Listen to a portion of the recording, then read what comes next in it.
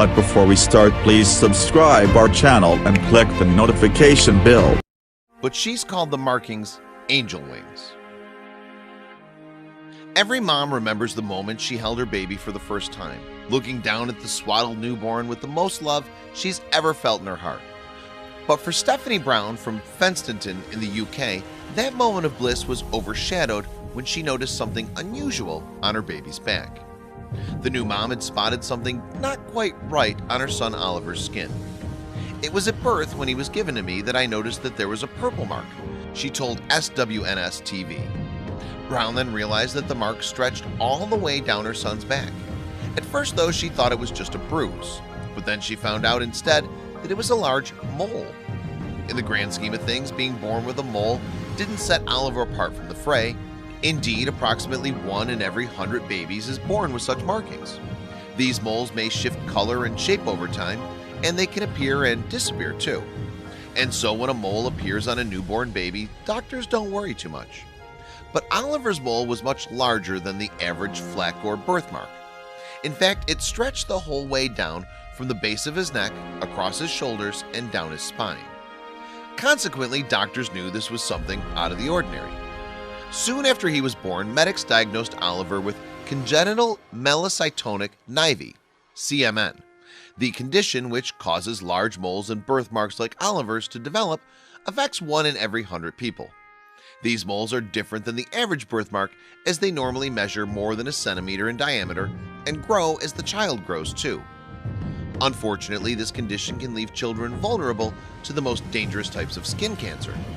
Most moles do not raise a person's chances of growing melanoma, but the largest, like Oliver's, put a person at risk, according to the British Association of Dermatologists. These large moles can also cause problems if they spread, which puts Oliver in a particularly delicate situation. His mole is on his spine, so any movement up toward the brain could damage his nervous system and potentially threaten his life.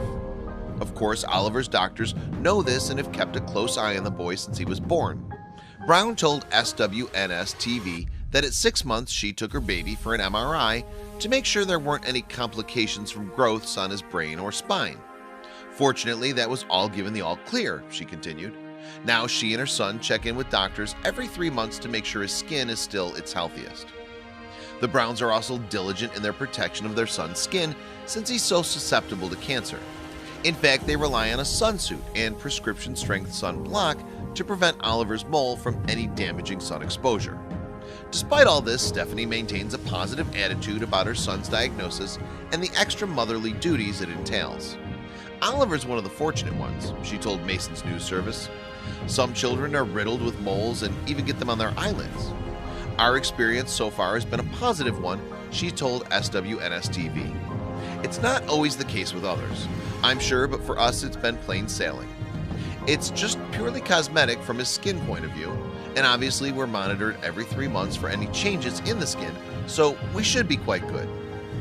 Brown told the TV station that Oliver has yet to really notice or feel different because of his CMN. As he's quite young, it hasn't been such a problem, she said, but she does expect questions and concerns from her son. Luckily, however, she's ready with an explanation thanks to the unique appearance of his mole.